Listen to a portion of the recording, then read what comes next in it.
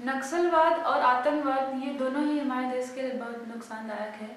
लेकिन जो नक्सलवाद है उसको देख के ऐसा लगता है कि कहीं न कहीं हमारी सरकार और इनडायरेक्टली हम लोग भी दोषी हैं, क्योंकि उनको जो प्रॉपर केयर मिलना चाहिए था वो नहीं मिल पाया, जिससे उनके मन में ये भावनाएं पैदा हुई। तो इसका जो दूरगामी परिणाम है वो क्या हो सकता है?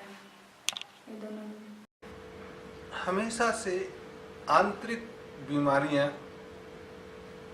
या आंतरिक ताकत महत्वपूर्ण होती है, बाहरी ताकत या बाहरी भय से। तो जो भी परेशानियां अंदर से हैं वो ज्यादा प्रभाव डालेंगे, ज्यादा कष्टकारी होंगे, ज्यादा ध्यान देने योग्य हैं, बजाय जो बाहर से आ रहे हैं। अगर अंदर से ही कमजोर रहोगे तो बाहर वाला तुमको और तोड़ देगा। तो आतंकवाद को कई बार बोलते हैं कि अंदर का आतंकवाद, कई बार बाहर का आतंकवाद। आतंक एक तो मन डर रहा है, आतंक व्याप्त है, और एक्सटेंशन है बाद, मतलब कोई भी बाद वो तो खराब होता है, चाहे साम्यवाद हो चाहे पूंजीवाद हो, ऐसा आतंकवाद भी खराब है, उतना ही खराब है जितने ये दोनों हैं। ये एक बाद जब आ जाता है तो चीजें समझ लेनी चाहिए कि सीमा पार हो गई है। तो एक दुनिया में आतंकवाद तो महत्वपूर्ण है, जो उतना ही खतरनाक है, फिर से कहूं, कि जैसे दूसरे कोई बात है। कोई धीमे धीमे खत्म करता है, कोई सीधे सीधे खत्म करता है, इतना अंतर। कोई दिमाग में खलबली पैदा करके, मानसिक वायलेंस करके, मेंटल वायलेंस, और कोई फिजिकल वायलेंस। अब वो दिन भर टीवी चैनलों पे चीजें दिखा दिखा के आप विद्रोह पैदा करा रहे हैं या किसी के प्रति अपना द्वेष प्रकट कर रहे हैं, और दूसरा आके आपको गोली मार दे रहा है। दोनों में कौन खराब है, कौन ज्यादा दोषी है, ये कोड निर्धारित करेगा उस हिसाब से जहां वो कोड बना होगा। अमूमन में तो लोग कहेंगे जो उकसा रहा है वो ज्यादा खराब है। तो आतंकवाद खराब है, उसके पहले वो और चीजें जो खराब हैं वो ध्यान देनी है कि आतंक पैदा कैसे हुआ है। आतंक पैदा हो रहा है मतलब समाज में कुछ बहुत बड़ी गड़बड़ियां हैं। अगर मेरा बच्चा आतंकवाद बनता है तो मैंने शिक्षा ठीक नहीं दी, घर का ताना बाना ऐसा नहीं रहा कि मैं उसको एक ठीक इंसान बना सकूं।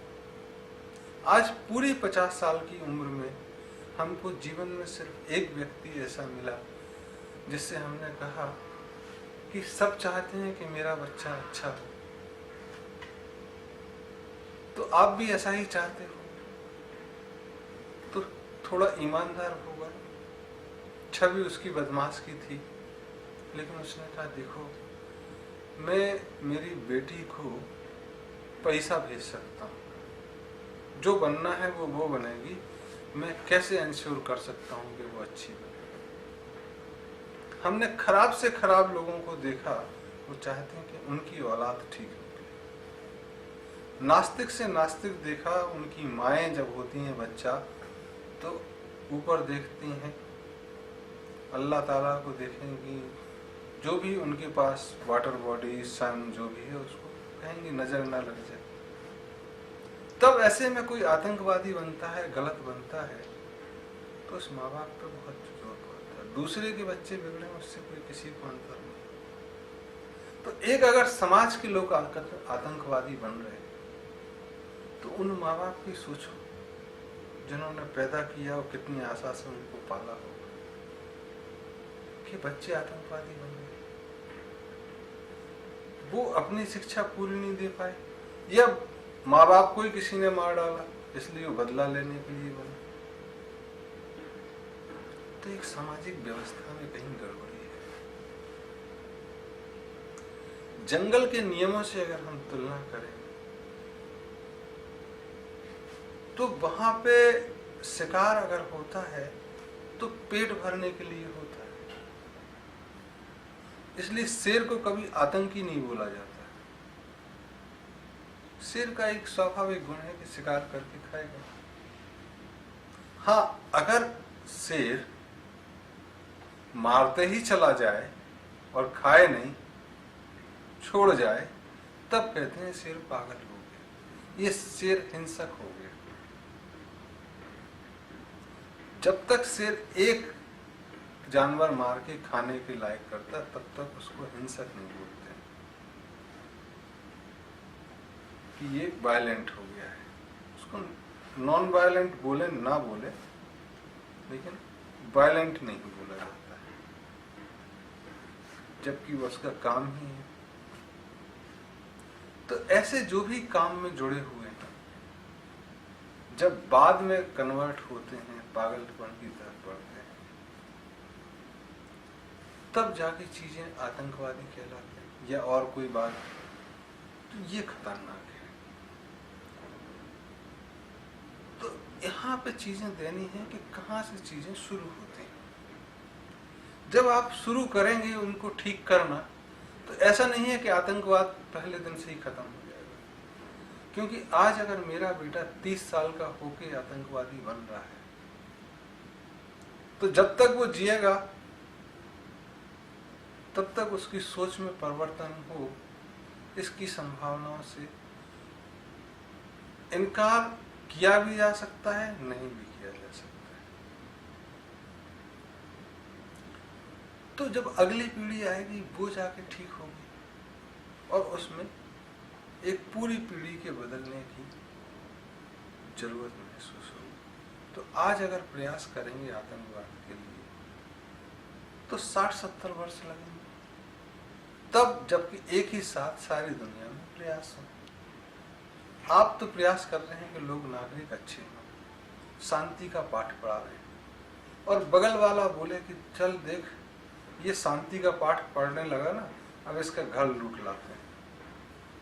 तो आप दुनिया में शांति का प्रस्ताव लेके जा रहे हैं, शांति का पाठ पढ़ा रहे हैं, और दूसरा आपके यहाँ सामान लेके चोरी करने लगा, रॉबरी करने लगा, तो कैसे चलेगा?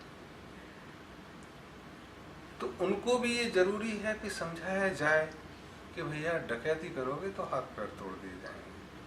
शांति एक अच्छा व्यवस्था है तुम्हारे लिए भी, हमारे लिए।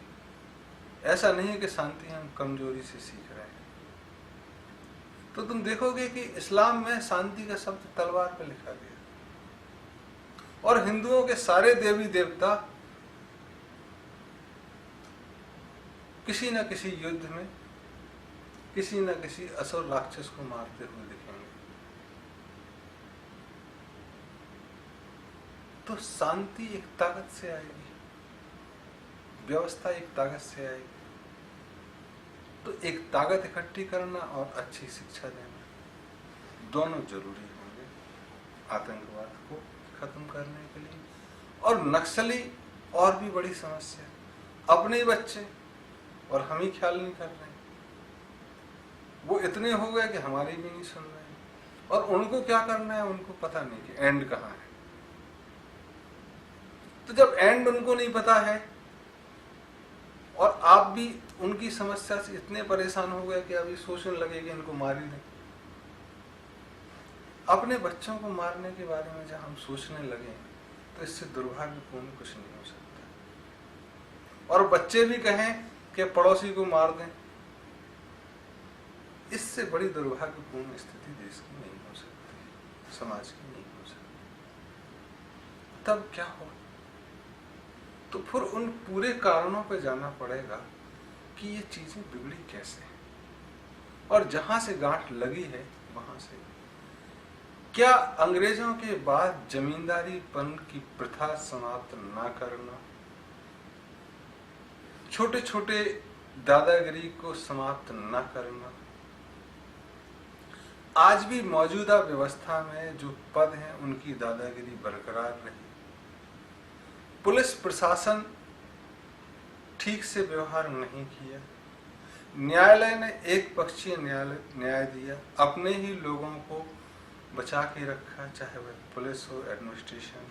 क्या ऐसा तो नहीं हुआ? तो इसकी समीक्षा करनी है। और अगर ऐसा है तो सबसे पहले तो उन बच्चों को छोड़ के जो बच्चे आपकी आज्ञाकारी माने जाते हैं, जो आपकी नौकरी करते हैं या ट्रस्टी, उनको ठीक करने की कोशिश करें और तब जाके आप आगे बढ़े। ऐसे में यह हो सकता है कि उनके जो बच्चे बिगड़े हैं वो आतंक से दूसरे लोगों को परेशान करें। तो मेरे देखे देखे ऐसा आया है कि जो सीधे सीधे जेंटलमैन रास्कल और इंटेलिजेंट बास्टर ज्यादा खतरनाक हैं, वो सीधे सीधे जो आतंकवादी बन गए हैं कि अपने जवान पे तो रहते हैं। आप ऑफर देके तो देखो कि भाई इतने इतने दिन तक हम ये चीजें ठीक करेंगे, जिसके कारण आप बर्बाद हुए। अब इच्छा ये है कि और लोग बर्बाद ना हो, तो आप क्यों बने एक सजेशन दो कि आगे चीजें ना हो। तो मुझे नहीं लगता कि एक डायलॉग अगर इनिशिएट किया जाए तो नक्सल्स बाहर नहीं आए। अब कुछ जो पीडब्ल्यूजी है, पीपल्स वार ग्रुप या नक्सल, वो चाहते हैं कि राज्य में उनकी सरकार हो, केंद्र में उनकी सरकार हो। उसके लिए वो कई लोग इकट्ठे भी करते हैं कि 2-4-10 लाख ही लोग मरेंगे ना, दिल्ली को बर्बाद करने में कोई समय नहीं लगेगा, दिल्ली में हमारा शासन। तब प्रश्न ये आता है कि ऐसे शासन के बाद वो क्या करेंगे। तो उस पर भी तो विचार होना चाहिए कि 1917 में जो रूस की क्रांति हुई और जार को मार दिए गए, कुत्तों तक को मार दिया गया, उसके बाद वो जो शासन आया वो भी तो 90 वर्ष तक नहीं चल पाया। क्यों कर टूटा वो? जिन्होंने बदला था वो ज्यादा ऑपरेसिव हो गए बजाय पहले वालों के, जो कि फ्रीडम देनी चाहिए थी। मैनागिरी में जो देखरेख करते हैं और जिनकी देखरेख होनी चाहिए, मजदूर या मालिक में परिवर्तन हो गया, बाकी चीजें ठीक चली, तो फिर सिस्टम नहीं चल सकता। एक सिस्टम में उनकी भागीदारी सुनिश्चित करना, वो देश के ही तो बच्चे हैं। हाँ, बदमाशी हो तो आपको रिस्पॉन्सिव होना जरूरी है। बहुत वर्षों में ऐसा देखने को मिला है कि सरकारें भी रिस्पॉन्सिव होती हैं और हो रही हैं। तो कुछ सालों में ऐसा देखने को मिला है कि नेता लोग भी चुस्त दुरुस्त दिख रहे हैं। तो आगे आने वाले समय में जो नई पीढ़ी के नेतृत्व को संभालेंगे या हमारी पीढ़ी के लोग भी आगे जो आएंगे, ऐसी उम्मीद की जा सकती है कि वो रिस्पॉन्सिबिलिटी मेंटेन करें, रिस्पॉन्सिबल रहें और रिस्पॉन्सिव रहें। जैसे अभी रिस्पॉन्सिवनेस का है कि जैसे भूकंप आया, आप बहुत तुरंत गति से गए। यमन में भारतीयों को वापस लाना है, तो भारत जिस रिस्पॉन्सिव स्पीड से करना चाहिए था वैसा किया। तो घर में करने में भी उतनी ही तत्परता दिखानी चाहिए। तो हम आशा कर सकते हैं कि इस तरफ भी हम कदम बढ़ाएंगे। और जाहिर है कि नक्सल का होना समाज में गड़बड़ी प्रदर्शित करता है कि कुछ मूल चूल पर गलती हुई है, जिसके कारण हमारे बच्चे गुंडे, बदमाश, चोर, डकैत, आतंकवाद ये सब बना रहे हैं। तो इनको दूर करना होगा, जरूरी है। और इसमें चाहे डिस्कशन हो क्रॉस लोगों में, चाहे जज हों, कन्विक्ट हों, ऐसे लोगों में भी जरूरी है, जिससे दोनों तरफ की बातें तो सामने आए, फिर आप आगे बढ़े। तो एक तो नीति बनना और एक नीति का बनना दिखना, दोनों चीजें जरूरी है। खुला दिल रखना बहुत जरूरी होगा। और आप कहें कि वो मार दे रहे हैं, तो ऐसा नहीं है कि आपकी फोर्सेस देश की जो वो इनोसेंट को मारे तो आप प्रोटेक्ट ना कर सकें, लेकिन आप सोचें कि आप उनको खत्म करें और ऑपरेशन मूवमेंट चलाएं, तो ये देश के लिए अच्छा नहीं होगा कि आप 5 राज्यों में 6 राज्यों में एक आइसोलेट करके और जैसा श्रीलंका में लेटेस्ट हुआ है वैसा आप करें, वो आपके लिए ठीक है।